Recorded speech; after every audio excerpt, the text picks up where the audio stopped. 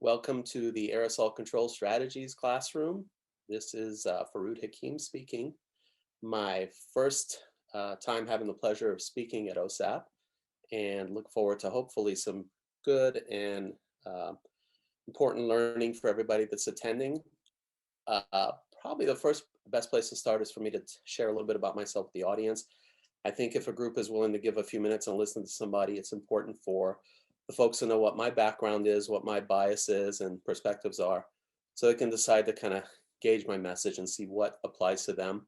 I would say the biggest hat I wear is that I'm an educator. I have been faculty at University of Pacific since graduation in 1991, was also in private practice since the first day of graduation, but slowly assumed a bigger and bigger role in education. And so I would say 3/4 of my life is teaching and 1/4 of it is private practice. I will continue to do private practice. In addition to that, I've had the luxury of being able to work with industry, a lot of manufacturers, testing technologies, being a beta site at the office. And for a long time now, I've been a member of a speaking organization, Catapult Education, and their Speakers Bureau. So a little bit about Catapult. We have a lot of information to get through, so I won't read line by line, but it's a cool place to visit if you get a chance. Always important disclaimer, we speak on a lot of topics and our focus is education, but of course there's often sponsorship and support in the background. Today, the company that's supporting me is Xyrus and Isolite Systems. So without further ado, let's get into the topic. And who would have thought, this is January now, so we go back a year, January, who would have thought that the term Corona would have meant something totally different to us in just a few, month or two. Life changed as we know it. So if we look at a timeline, right around mid-March, most of the practices, ours certainly in California, shut down.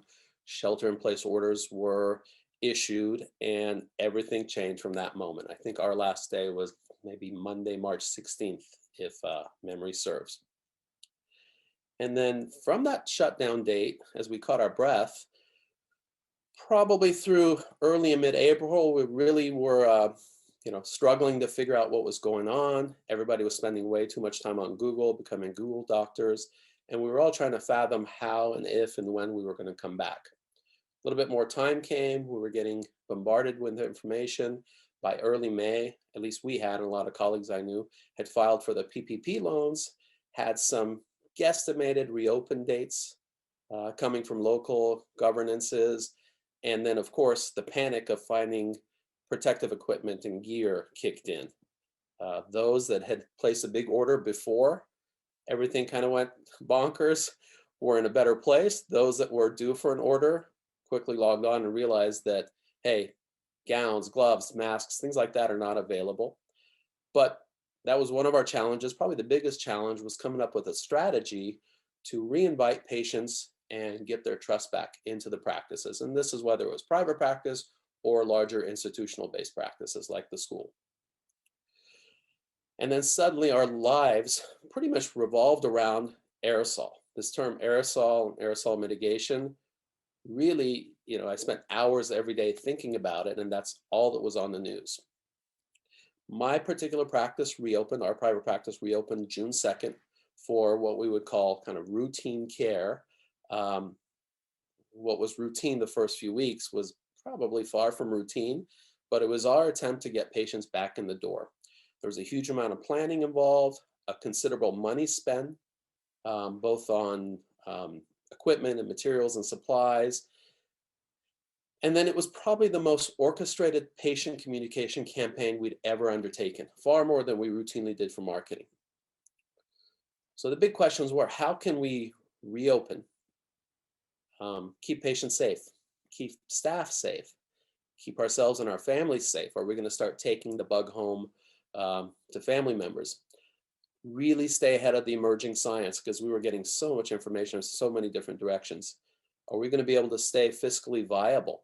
There was actually talk of dentists needing negative pressure rooms, and so what were we going to do? Take out multiple $1-million loans and kind of chaperone ourselves into bankruptcy? That just wasn't going to work.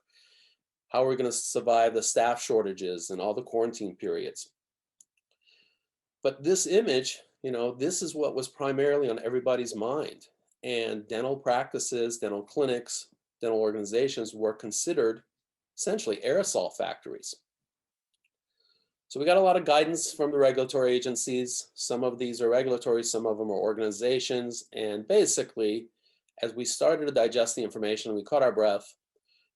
We had to sit back and remember that dental was probably the most well-versed health provider when it came to universal precautions, barrier technique, surface disinfection, sterilization, a lot of these aspects. And now aerosol was just something that was being pushed to the forefront.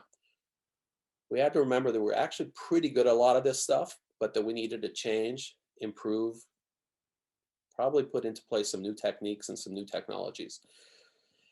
And so trying to figure out how to do this was kind of the big question, is how we're going to mitigate aerosol and make sure that we feel comfortable being in those settings.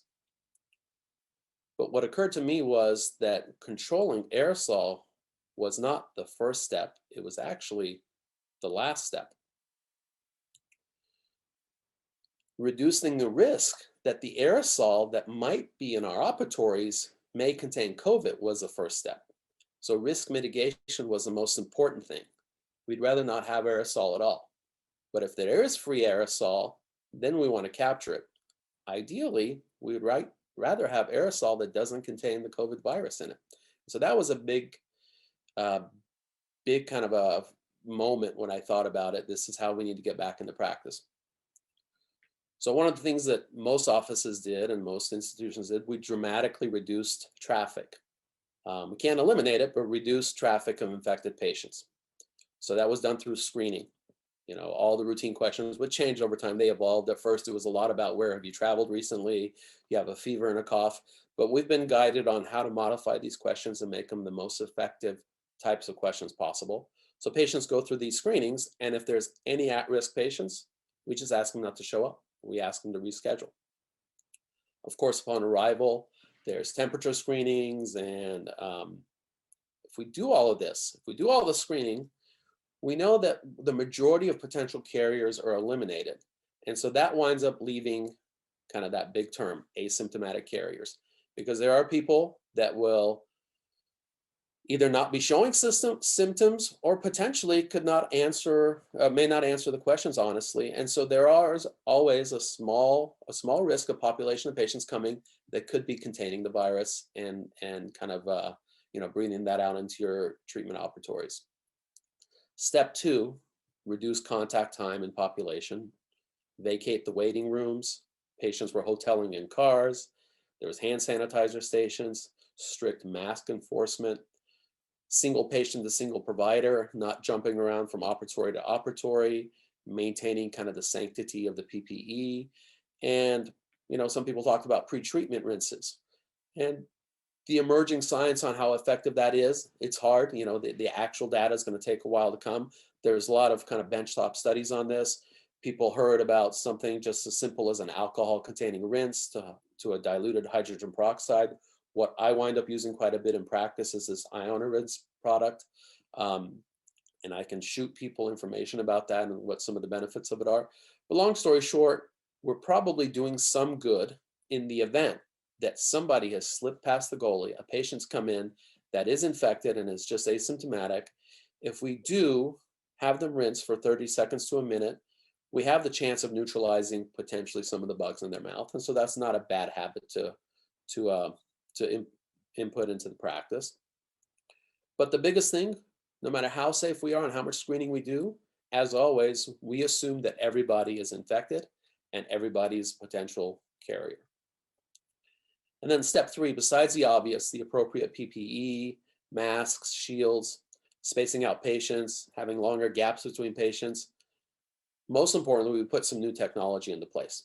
So these are just pictures. At my office, we have some very high strength filtration devices. These are have a radius of 400 square feet. So they will more than cover an operatory. We have them in our waiting rooms. Some people bought some of these kind of fancy, and we did too, some of these fancy filtration or vacuum devices that sit parked outside the patient's mouth to capture aerosol and splatter. But the best way to handle aerosol is to not let it enter the airspace and then capture it, because then it's already there. The best way to contain it is to prevent it from releasing out of the oral cavity. So these external capture vacuums and filters are the final goalies, our last resorts. A better way is to mitigate it before it leaves the oral cavity. Data shows that a standard high-speed evacuation is very effective at doing this, but it's got to be continuous, consistent, and constant at the site, so not interrupted. Anybody that does dentistry, doctors, hygienists, assistants, know very much that this is not always possible. Yes, you can hold a high-speed suction near the tooth that somebody's working on, whether it's the doctor or the assistant or hygienist. But between the ergonomics of the provider, the high-speed evacuation being in the way of a cavitron or a handpiece, sometimes grabbing the patient's tongue or cheek, there's plenty of times that you have to move that out of the area, move it back in. And so it's not foolproof. The closer you keep it and the more consistent it is, the better off you are. But inevitably, there's going to be some escape. And so fortunately for me, the answer was right underneath my nose. I had adopted a product called Isolite. Former company's name was Isolite, and it's now renamed Xyrus. Some decade ago, I had fully integrated this into my private practice. And shortly after that, we'd introduce it into the dental school. I teach at University of Pacific, and a lot of our operatories have Isolite technology within the clinics. And so this is an older picture, but they started with 5 mouth prop sizes, and now that's grown to 7 or 8. They're on their 3rd generation. But essentially, this was a technology that would hook up to your high-speed evacuation line, not low speed, high speed. So that makes a big difference. And have mouth props that go in the back, would retract not just one quadrant, but the same side, upper and lower quadrant, much different than you could do with a rubber dam, provide illumination, provide backlighting, provide retraction, provide safety for aspiration from the patient, and continuous vacuum. So this was a big deal. I put it into place, and within a week, it was probably my most important technology in the office. So like I said, since then, it's evolved. They're on their 3rd generation. I won't go through and read all the details. This is stuff that you can see by going to the website, but there's 3 light settings, so you can increase the light. And these days, many people work with overhead lights. So sometimes something can be too bright, but you have that control. And so here's one in the patient's mouth. They also have an amber setting. As you know, a lot of our light cured materials and adhesives are sensitive, so we have an amber setting when we're applying those particular restorative mediums so that it doesn't cure prematurely. So you can put that amber filter on.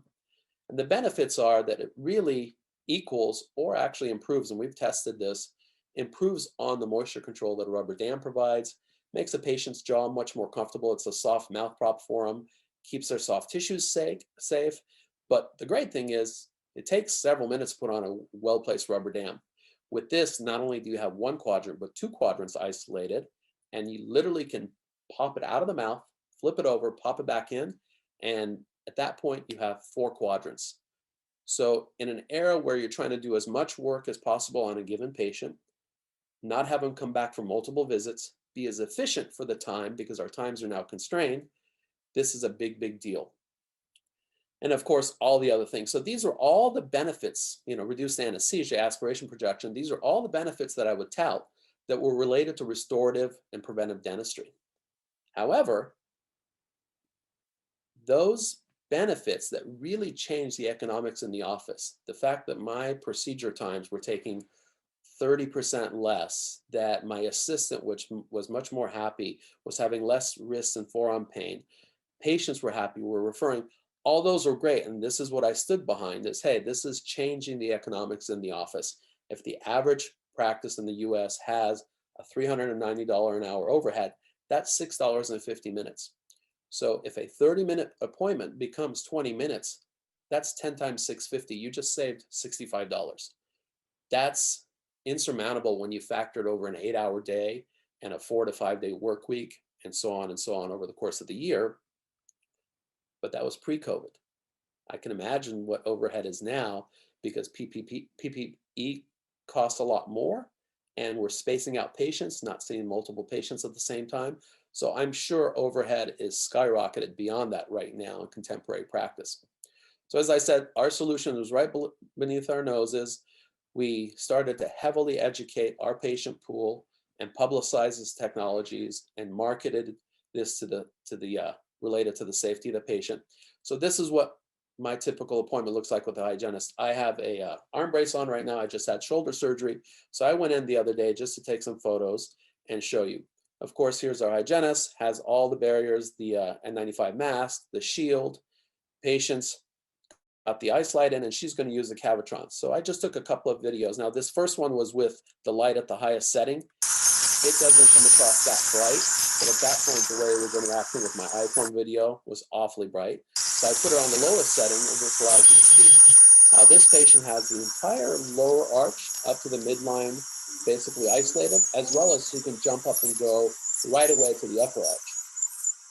This is typically what they're using, and it's hard to see here. You can do some fancy videography with the dark background, but you can see that there's not a plume of aerosol developing. In fact, patients and hygienists and myself, when I was working with it, would look at our glasses and shields and basically have no droplets on them. And that was a big difference compared to when we work without the Isolite. So now she's moving closer to the anterior of the mouth. We could say that the normal vacuum ports are a little bit more distal to the anterior area, and the lips are retracted to the natural umbrella that the lips and the cheek provide are retracted. So sometimes we will, when we're working, whether it's prepping with a handpiece or with sonic scalers and what have you, we will actually bring this ABS machine vacuum port here. And like I said, this is the last defense. I'd rather aerosols not leave the oral cavity, but if they do, we have some strategies within the room. So not only do I have that strong suction device working there, but I also have the bigger air filters. And that's not dissimilar to what we're doing at school. We have large air filters in the operatories and specific operatories designated for prepping an aerosol. And often we have Isolites running. So that was it in the hygienist's hands. Here it is with a doctor with a handpiece. Much of the same applies. I can't tell you if you haven't used this technology, how amazed you'll be the first time where you can actually go through an entire prepping procedure and not have to constantly stop, have the patient reposition, maybe close around the saliva ejector, which is not a good thing because it creates negative pressure, and we're worried about waterline contamination and biofilm coming up through the suction straw. So the speed at which you work, the comfort for the patients, the safety from them aspirating. If you haven't used this technology before, you'll be pretty astounded by what happens. And so very quickly, folks are doing some research on this. You can see that there's a couple groups that did a pretty novel study here. They put some agar plates and did some work on patients, had the Isolite working, and they saw what grew on the agar plates when they only had the high vacuum evacuation, when they had high vacuum with rubber dam, which theoretically could be a little bit better, but it's not much better. And here's what those plates look like with Isolite. So the proof is in the pudding there. A picture tells, the picture really tells a story. And so this is the interesting thing, because a lot of the recommendations early on from the dental organizations was, hey, you must do everything with a rubber dam. And it doesn't seem intuitive, but the reality is the rubber dams tear, they break. And of course, the portions that you sneak the teeth and the gums through the dam are now exposed. Yes, maybe the patient's breathing coming from the throat outwards is somewhat blocked by the rubber dam, but everything that's happening on the business side of the rubber dam, the part of the teeth that are exposed, aerosol is not only being generated, but the rubber dam actually acts a bit like a trampoline. So I would rather have something that's sitting distal to the teeth with numerous vacuum ports sucking the material into our vacuum system rather than now allowing it to escape out to the ambient. So the impact for this has really been unmeasurable. I mean, the patient confidence, the economics of the practice, the speed of treatment, in a time where everything is said, hey, slow down and see less patients while you produce less income, while you pay more for PPE, really isn't a formula for success. It's not a formula for fiscal viability. So it's rare that we can find a product that helps us both go faster and be safer. We're able to have patients come in, they're nervous about getting out of the house. If they have multiple quadrants of work to do, we can do it at the same visit. In fact, Delta Dental made an exception recently and said, hey, for this time while we're navigating through COVID, instead of having a limit of 4 or 2 quads of SRPs, you can do all 4. And so with an Isolite, it's so easy to flip that around. There's not the additional anesthesia. We don't have to put additional injections just to get the comfort of the rubber dam clamps in place.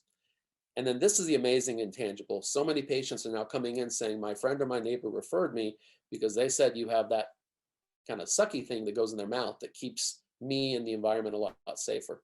They have started to have some pretty strong Google reviews on our site. And of course, the staff, which is very important, have the confidence of knowing that they're working in a safer environment. So some closing thoughts. I know we had a machine gun of a lecture with lots of information, but what I would say is that it's rare, like we talked about, where a technology allows you to both improve quality and outcome and actually speed you up. Usually those are inversely proportional. Something that improves quality usually slows you down. So speed and quality are usually inversely proportional. And in this case now, it's less about speed and more about safety. So when something like this comes around, I think it's really important for us to capitalize on it. I will thank everybody that's helped, OSAP and Xyrus. I'm sharing my email address because I know there will probably be questions that we might get through a few of them on the Q&A, but feel free to jot that down and I'm happy to communicate with all audience members offline for as long as you guys need to provide information. And what I'll do is encourage everybody to visit the site at Xyrus so you can see based on your clinics in your institution if the full kind of the Cadillac lighted model or the IsoDry model without the light, or an IsoVac, which is very useful and similar to what we have in our dental clinics, is right for you. And I'll turn it over to some of the moderators and hopefully be able to answer some pressing questions that are out there. So thank you so much for your attention. And what do we have? Okay, so it looks like we have about 8 minutes for questions. First question from Olivia in Juneau, Alaska. Could you elaborate on what evacuation system you found most effective with removing aerosols during ultrasonic use? So exactly what you saw in the video. When we are using ultrasonics in the office, I have the Isolite. And it has, the way the system works is you have 2 toggles that affect the maxillary and the mandibular arch. I have both of them turned on to the highest setting. So basically high speed evacuation that drapes the buccal and the lingual and the distal aspects of the arch that I'm working on. I have that running full speed the whole time. And when we start to inch closer to the front of the mouth, whether it's me prepping or the hygienist using an ultrasonic scaler, as we start to get to the incisors and maybe we have to retract the lips and maybe sometimes the ultrasonic tip is pointed outwards towards the mouth, that's when we will bring that additional external vacuum, the ADS machine in. But I basically rely on the Isolite system or the Isolite system, for example, to do all my heavy lifting. Awesome, thank you.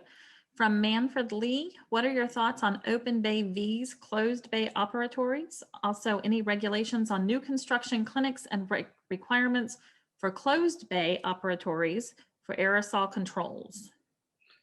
Yeah, and so this is a tricky one because I'm sure there are going to be outcomes from what we've gone through in the last year where there'll be trends and design changes. I'm not sure how much they're going to be enforced true regulation or recommendations. I think time will tell.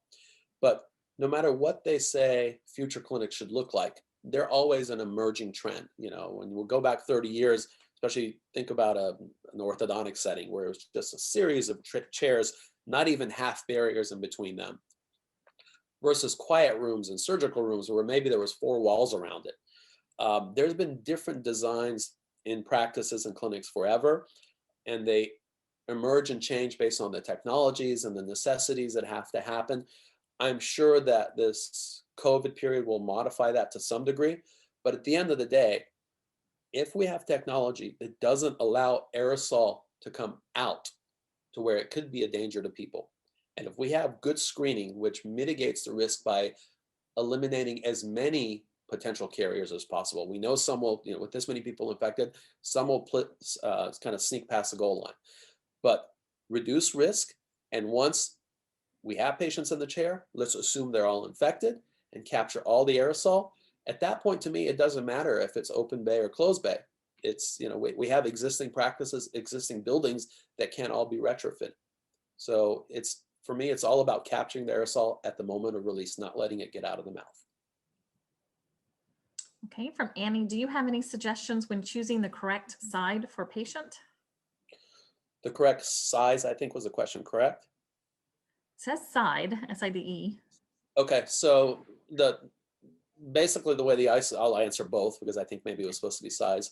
The way the disposable mouth props, and these are single use for patients, work is basically you'll bring it in, bring the hose and the tubing draped across the right, and it'll isolate the left, the mouth prop will be on the right, and vice versa. That's very simple. It's just which side you enter will kind of retract and make the left or the right side viable for dental care. That's simple. Then the size, they have a whole slew of sizes, and literally after you use this for a week, you'll get very good at it. The Zyrus website has some suggestions. When somebody incorporates this, they do a very good job of doing training and showing you kind of a 2-finger, 3-finger, 4-finger measuring technique. But after having this in the office for a decade, I literally have the patient, I'll say, hey, good morning, open up. I'll go as wide as they can, and with my eyeball, I almost instantly know. So it's very simple. The most popular sizes we use are probably mediums. That'll fit 80% of the population. If you work in the pediatric world, there'll be smalls and even pedo sizes. People with very big mouths, you might use a larger size or one with a deeper vestibule, but it's very simple to do. It literally is a little bit of trial and error. By the 3rd or 4th time, you've got it, and you're very good at picking the right size every time. Has the system been tested or used on portable units? On portable units. I'm not sure of that, but I know that there's more and more mobile dentistry, and certainly mobile units that have to go into areas where the patients aren't able to leave for care, perhaps homes and things like that.